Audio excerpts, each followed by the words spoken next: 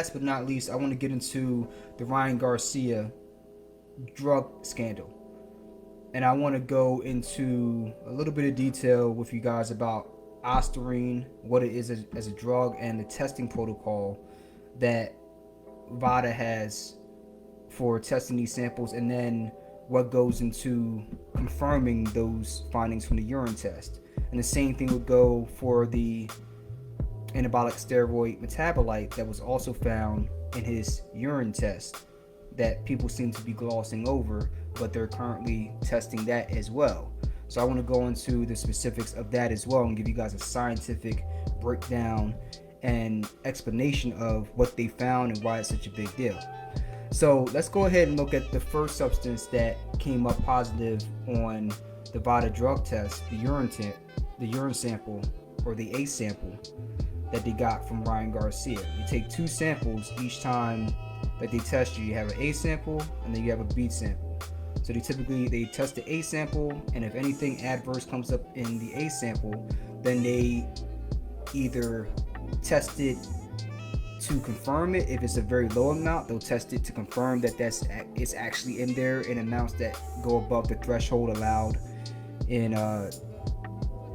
by the athletic commission, or WADA, if you will. Or you have to go ahead and you have 10 days to have your B sample tested to see if the results are congruent with what was found in your A sample. And it's very rare that your B sample comes up negative. I'll just put it like that. So looking at Ostarine is what is known as a selective androgen receptor modulator. I'll say that again. It's known as a selective androgen receptor modulator. And when you hear the word androgen receptor in that word, that's the word that that's the phrase you need to concentrate on first, and then modulator, selective after, and then modulator last. So the androgen receptor is the receptor that is bound by different endogenous steroids, such as testosterone. And you have the androgen receptors expressed in many parts of the body, not just skeletal muscle and bone and things of that nature. It's expressed in cardiac tissue and the liver and the kidneys, throughout the body. So typically the issue with anabolic steroids are that it has high affinity for the androgen receptor but no selectivity. So you might take something like nortestosterone, and you get a lot of the performance enhancing benefits of that steroid. However, you also get a lot of the off-target effects. So it's binding the androgen receptor in the liver. It's binding the androgen receptor in the heart. So that over time, that's going to lead to growth, or what we call, you have different names for it, proliferation. That is when cells grow and divide. You have what's called as hypertrophy, when the entire tissue grows in aggregate. And then you have what's called hyperplasia, where you have uncontrolled growth of a specific cell type. These are all different ways of talking about the same thing, whether it's at a tissue level or whether it's at a cellular level. So that growth is good when you're getting into shape and the heart is growing naturally to compensate for the increased workload that you're doing as an athlete, as you run faster, lift heavier, things like that. But uncontrolled growth can lead to really bad hypertrophy, and then you get the enlarged heart. Enlarged liver is also another side effect of taking anabolic steroids for similar reasons. So that's why you see guys with the enlarged stomachs. It's because you have hypertrophy of some of those organs like the liver. And then the heart, you have an enlarged heart. Well, that's just a ticking time bomb for a heart attack. So you can see how the cons can outweigh the benefits pretty quickly. With a selective androgen receptor modulator, what that means is you have selectivity for specific tissue. So Ostarine, for example, is going to be selective for the androgen receptor in skeletal muscle. So the muscle in your, biceps, triceps, quads, so on and so forth, as well as in bone, but not necessarily in a lot of the other tissues. So that's what makes it so desirable as a PED. Also, it binds the androgen receptor. So you have selectivity for the androgen receptor in the tissues that you want. Hence, you don't have the side effects while still getting most of, if not all, of the benefits that you traditionally get from anabolic steroids. So hence why this product is so popular. Now, there have been a lot of warnings over the years with regards to hepatotoxicity, or hepatotoxicity would be liver toxicity, right? So that's the big one you have to think about. You have a lot of enzymes, most notably cytochromes, in the liver that metabolize different drugs that you take, or different, let's say, compounds, whether they be endogenous, naturally made within the body, or exogenous, things that come from the outside that you're ingesting. But the liver does that work to break down and metabolize those substances. So the more work you put on your liver, the worse off you're going to be. So that's one of the concerns with Ostarine, especially with long-term use. But it has been a very, very, very popular supplement over the years. But what's been happening is there's been a lot of false positives in athletes that have been tested. And there's a warning up on the USADA website. And I'm taking all this information. I'll put up screenshots here as well when I post the video up. And they note that positive tests involving Ostarine have steadily increased in recent years, with WADA, the World Anti-Doping Association, reporting more than 100 Ostarine positives between 2015 and 2017. Since 2014, USADA has announced 39 cases involving the use or possession of Ostarine, and there are currently, as of the date of this article written, over 72 products on the high-risk list that contain Ostarine. In 19 of those products, Ostarine is not declared on the label. So in many cases, there are no red flags or other indications that the products pose any anti-doping risk in some of these supplements that you can get over the counter. And like I said, I'll post up some screenshots I have, but they have about they have a lot of different products on this list, but I'll list off a few just for example. So some of them is blatantly listed that Ostarine is in them. So one would be in line 105, Hardcore Formulations is the manufacturer. The product title is Ostarine MK2866. That's another name that Ostarine is known by.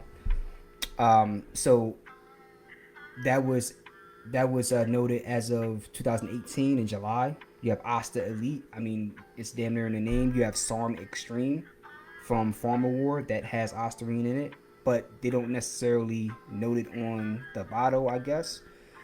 And then you look at some of these other ones that don't have it in the title. So you might pick up something from EPG, that's the manufacturer, called Testo Shred Boost, right? So people just see Testo Shred. Ooh, I can cut weight. Because that was the original purpose of Ostarine, was to be able to build muscle while losing weight. And typically these drugs were designed for elderly people, and people with diseases such as cancer and other diseases that compromise your ability to keep lean muscle mass. So, i.e. to keep people from wasting away. That was the original intended purpose of the drug. And you wanted to be able to help those people keep muscle mass without having all of the nasty side effects that come along with, anabolic steroids or testosterone replacement therapy, so on and so forth. So that was really the premise behind why these drugs were made in the first place. But if you pick up something like Testo Shred Boost, you're trying to lose some weight, you might have no idea Ostarine's in that, and then you might pop 30 if you get drug tested. 360 Cut, another manufacturer, their product title 360 Lean. Testing of lot 9004637 revealed the presence of a bunch of different things, including Ostarine. So there's a list of different supplements out there, and there might be others that are unknown, but the word is out. So as athletes, you got to know that you're responsible for whatever you put into your body. No questions asked, especially in a combat sport like boxing. So for the test, he came up positive for Ostarine. However, what we don't know is the concentration, the serum blood level of Ostarine that was found in the urine. So we have to look. They have to look further into what metabolites were in that sample to determine whether it was endogenous, made by you, or exogenous, if it came from a supplement or possibly other nefarious purposes. So there are 4 metabolites that they look for when they're analyzing Ostarine and the breakdown products. So one of the metabolites is called M1A, the second one is M1B, and then the last 2 are M3 and then M4. There are different metabolites that are made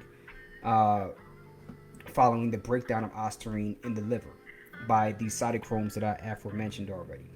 And the way they determine the amounts of M3 or M4, which are typically the ones that are present in the highest amounts following the breakdown of Ostarine, they typically use a 2-step method. One would be chromatography, and using gas or liquid chromatography, they're able to separate out each of the metabolites, I would assume, by size, molecular weight.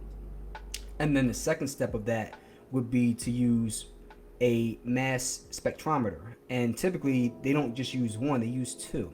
And one mass spec separates metabolites out by mass, and then the second mass spec typically has an inert gas in there, and it splits up these metabolites into their individual atoms, and then it determines the charge for each atom. So then you get a ratio of mass to charge, or M to Z, and then you're able to use the values that you got and compare them against a table of known metabolites, and then you can determine if any of those numbers match up with what you're looking for. So that's typically how you do how you determine some of these metabolites. That's also how they do RNA or DNA sequencing, and it's also how they do proteomic sequencing as well. I do proteomic sequencing. I actually did it for a paper that I'm about to have out in print pretty soon. So I have some insight on this. So I have insight on this because I had to use this technique to perform proteomics for my project. So the product ion, the ratios for Ostarine that they look for are 118. That is one of the ratios they look for to determine the presence of Ostarine. So they look for those numbers. They look for 118 as well as, I would assume, 185. 118, 185, and 134. 185 and 118 are present in the intact Ostarine compound. And for example, in the M1 metabolite, you find 185 and 118 as well, which match up with 2 of the ratio that you see for Ostarine. Furthermore, if you go ahead and look at for M3 and M4, I would assume 118 is the number that you're looking for. And if you see that number, you know that, okay, this came from an exogenous product, not an endogenous product. So that is, and excuse me on the exogenous endogenous one, because I'm thinking about the steroid. That would not apply to Ostarine since it's a compound. But the point remains that they're looking at a certain mass to charge ratio, and they're just matching that up with their standard. The standard being Ostarine, and then if any of those metabolites match up with one of those numbers, then you know that they took something. Typically, typically when you find M3 or M4, you pop dirty. So that's what they're looking for in that test. Furthermore, if you don't find M3 or M4, then they're looking for the concentration of Ostarine in that piss sample. And if that's above a certain threshold, then they're still probably going to look at it and say, okay, it most likely didn't come from contamination. The concentration is too high for that to even be plausible. So that's what they're looking for with the Ostarine one. With that being said, I want to throw out some reasons why he could get off in this case. One being oral fluid, right? So, and sweat. So what you have to look out for is the supplements, right? If you have even a small amount of that in your supplements, that can pop up in your saliva pretty quickly. So I was actually looking at a study, and they were determining different doses of Ostarine and if any of these metabolites could be detected in the test subjects over the course of 1, 2, 3, 4, 5 days. And what they found was M3 and M4, they're not only present in the highest amounts, but they're present in your system for 3 to 7 days after a single dose. I think that was after a single 1 microgram dose. They did it 1 microgram, 10 micrograms, and then 50 micrograms, I believe.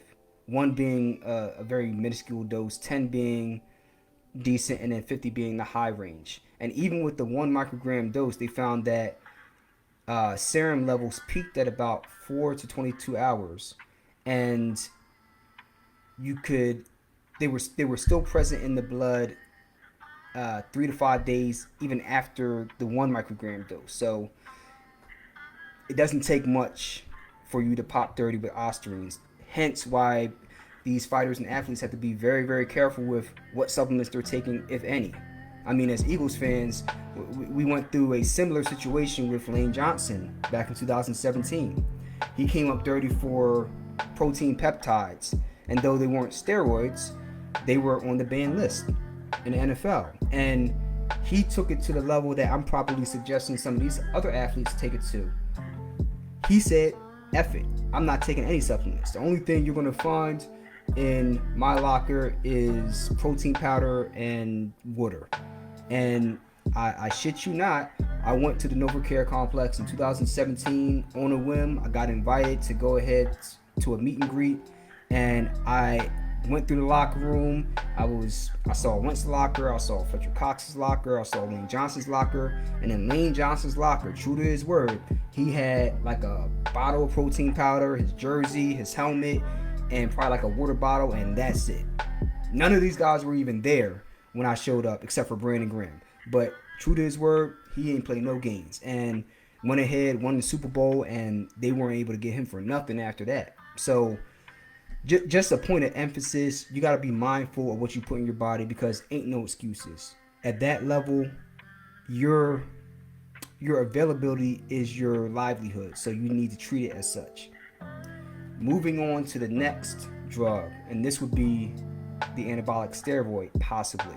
And this is something that I think everybody is glossing over. So I've been watching a lot of these videos from different boxing channels. I'm not here to name names or name call or sling mud or nothing like that, but it seems like everybody is focused on Ostarine and not looking at the adverse findings with noradrenalone.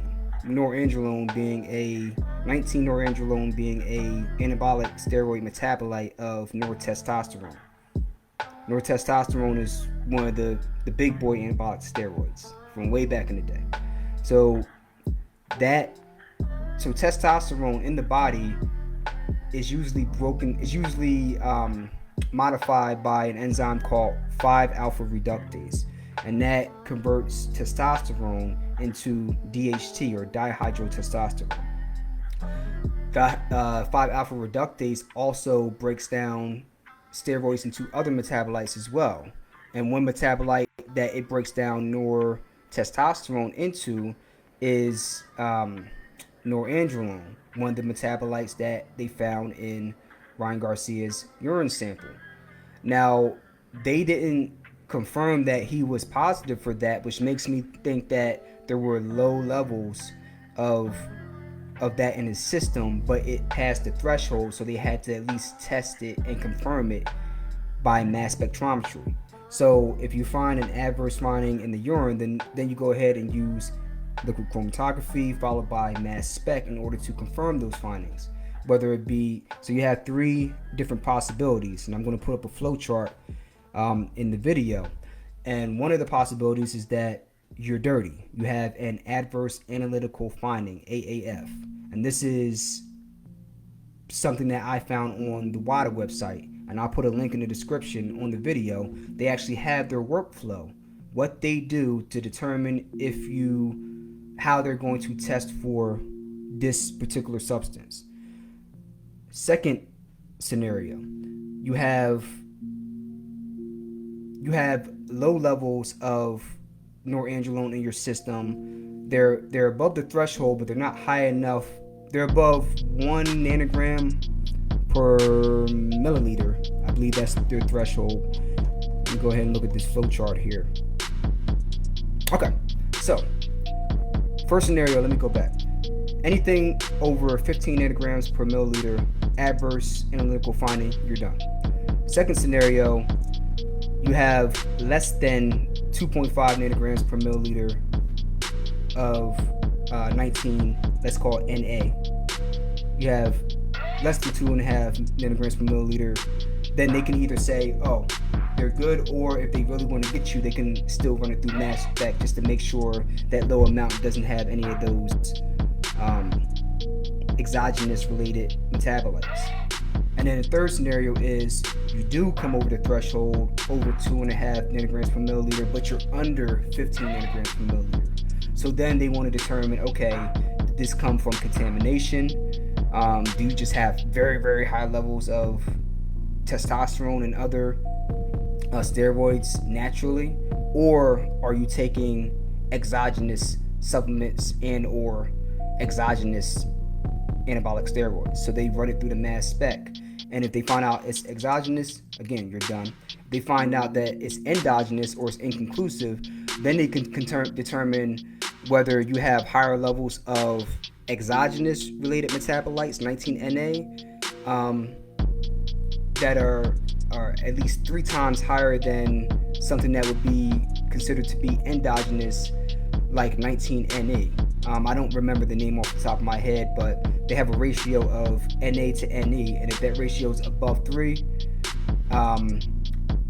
that would be an atypical finding, and then it would be up to their discretion, I guess, whether you're lying or not. But you might be able to get off because of that. Who knows? If the ratio is lower than 3, meaning you don't have a lot of that 19 Na metabolite in comparison to the 19 Ne metabolite, then they're saying no prohibited substance detected. So that's their workflow for how they determine whether they're going to get you or not.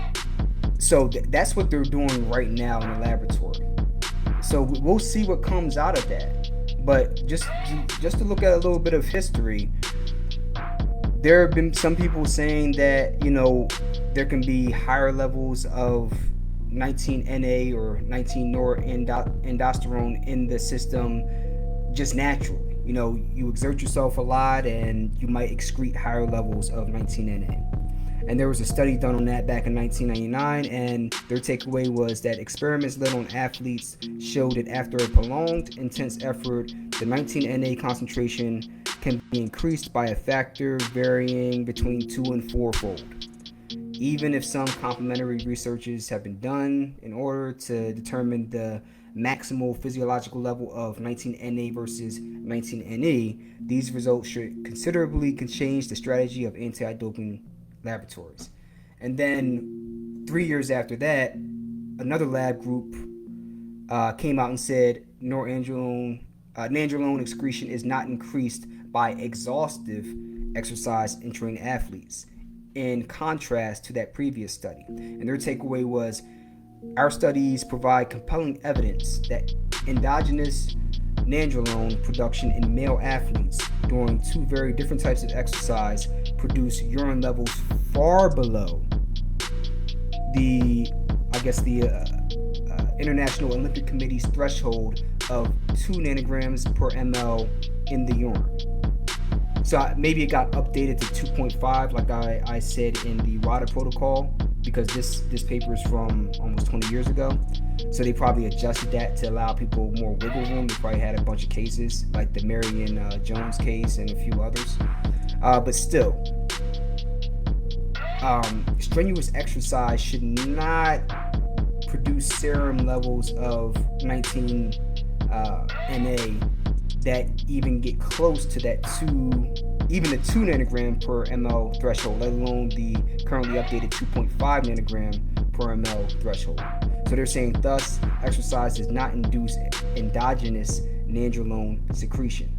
So no amount of naturally occurring nandrolone is going to account for that, even if you're running full wind sprints.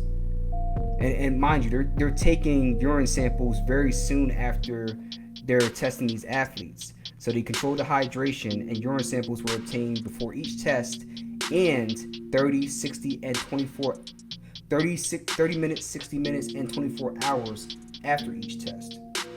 And again, these concentrations were determined by, like I alluded to before, gas chromatography, followed by mass or dual mass spectrometry. Same thing was confirmed in a 2004 study. Again, I'm leaving links to these things, and they determined that the IOC, the International Olympic Committee threshold level for nandrolone metabolites is sufficiently high to avoid false positives. All right, because what they found, okay, subjects completed a Likert scale, whatever the hell that means, for muscle soreness before and 12 hours after exercise. 19 Na and 19 Na, the exogenous marker, and 19 Ne, the endogenous marker, were determined by, again, gas chromatography and then tandem mass spec. And then the baseline concentrations for 19 Na and 19 Ne were under the limit of detection, and I mean that's going as far down as 0.05 nanograms per ml. We're not even talking about even over 1 nanogram per ml. They didn't even detect concentrations of either of these metabolites under their limit of 0.05, i.e., if it's not above that concentration amount, we don't even detect it, or we just view it as in non-defined, non-determined, except for one sample that got up to 0.13 nanograms per ml. So, point being, just random exercise or exertion are not going to account for having high levels of these metabolites in your blood. So, the only thing that would kind of pan out would be if the B sample either came out negative for norandrolone as well, or the 19 Na metabolite, or if the concentration of 19 Na was so low that they could hand wave it away as something endogenous, or if they didn't find a high ratio of 19 Na to 19 Ne. So there's a couple of different scenarios where he could get off, but it's not looking good from my standpoint. And I've always been the person of the mindset that everybody gets due process. Don't jump to conclusions until you have all the information. And that's the same thing I'm doing right here, because I'm just giving you guys the scientific breakdown of what people are thinking of and doing behind the scenes in order to confirm or deny whether he took any of these two substances. Make of that what you will, but at least you guys have the facts, because I think there's a lot of misinformation that's being spread across the internet, and particularly in boxing circles. And I want there to be clarity and understanding on the issue, because if he's found guilty, he should not box anymore, as far as I'm concerned. And if I was a fighter, I wouldn't want to fight him. But if he's found innocent, he should get his just due. You know what I mean? Like, wait until you have all the facts and then judge accordingly. It shouldn't be, oh well, Haney's he running with Victor Conte, and Victor Conte he was involved in Balco and all that, so they must be after ryangarcia because they're just trying to cover up for Devin Haney, and he's the cash cow. Last time I checked, he doesn't bring in that much money. So first off, what incentive is there for boxing higher-ups to want to protect Devin Haney. Now, they protected him with the referee. We're not going to deny that. They protected him with the judges. We're not going to deny that either. But I think they were protecting a future investment. But he's not by any means a made man like Tank Davis or like Canelo Alvarez. He's not on that level yet. Hell, Ryangarcia has the same level of influence, if we want to talk about it, in terms of boxing. He was the one that people were coming in to see Ryangarcia, and Devin Haney was going to get some of Ryangarcia's fans by proxy of fighting him, not the other way around. So financially, it doesn't really make much sense for them to want to protect Devin Haney. If anything, if Ryangarcia was able to win, and he is flashy, and he has the he's able to sell well, and he speaks well on camera, they would be more inclined to protect him from an adverse finding coming out, as opposed to the other way around, trying to protect Devin Haney. They might have started out trying to protect Devin Haney, but as soon as Ryangarcia came in and won, well, guess what? It's only human nature for their interest to shift to who they think the next best thing is. So I don't really buy that narrative, and it's a reach. Okay, maybe Victor Conte is involved nefariously in some way. Okay, well, if there are going to be conspiracy theories, throw out some proof, throw out some facts, not just speculation. That's what we don't do over here. At least I don't do that over here. We don't speculate and treat it as if it's gospel. No, we throw out the facts. We may come up with theories and explanations and whatnot, but never will I say something that I'm speculating on is fact. And that's the most annoying part to me, especially from a scientific standpoint as well. Secondly, to think that the 3 pounds was always the big deal here, it wasn't. The big deal behind the 3 pounds wasn't necessarily just the weight disparity. It was the fact that Devin Haney had to kill himself to make 140, whereas not only did Ryangarcia not kill himself to make those final 3 pounds, he said, F it, I'm just going to sit comfortably. Hell, I'm going to drink a beer on the scale because I know I ain't going to make weight, nor did I ever plan to.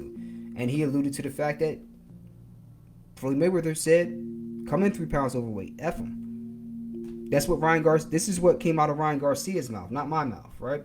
So Devin Haney and his father, in my opinion, were foolish enough to continue with the fight. They took the money, they said pay the fines and we'll still fight you, versus pulling out of the fight and not fighting him. And in my opinion, like I said before, the weight bully got weight bullied. And that's part of the reason why people don't feel bad for Devin Haney. However, just because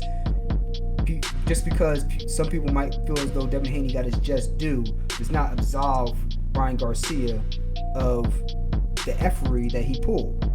First, by missing weight, and then second, by possibly taking a banned substance. Maybe he didn't know about the Ostarine, but you sure as hell need an explanation about the NANDROLONE metabolite that came up in his test. The fact that people are just glossing over that is just blows my mind, and it really gives you perspective on when you really, if somebody is your guy, you will find any reason to defend them, even if there's no logical rationale behind it.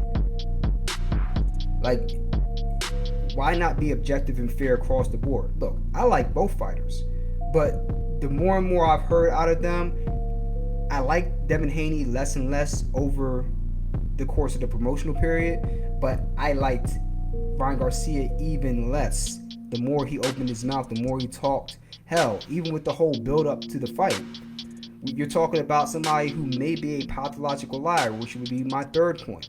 Because you remember how he was talking about the children and Bohemian Grove and all the disgusting, messed up things that go on in some of these elite inner circles. Remember he was talking about that? How he said they held him down and made him watch some of these things taking place. I'm not going to use that word on my YouTube screen and get dinged, but you guys know what I'm alluding to.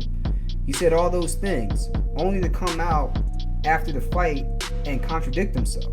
He went on Valuetainment. I don't know the name of the host, but Valuetainment, go on YouTube, look up the Valuetainment channel, and look up the interview they had with Ryangarcia. And they asked him about all these things he mentioned leading up to the fight.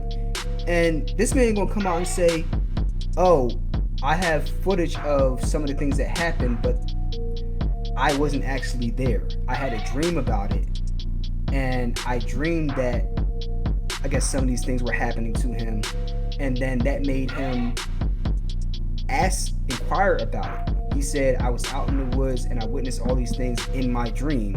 And then he asked somebody, hey, is there a place in the woods, where weird societies meet together and do some of these things? And that's how he became privy about Bohemian Grove. However, let's rewind back 3 sentences. You said you were there in your original interviews, but in this interview you said it was a dream. So which is it?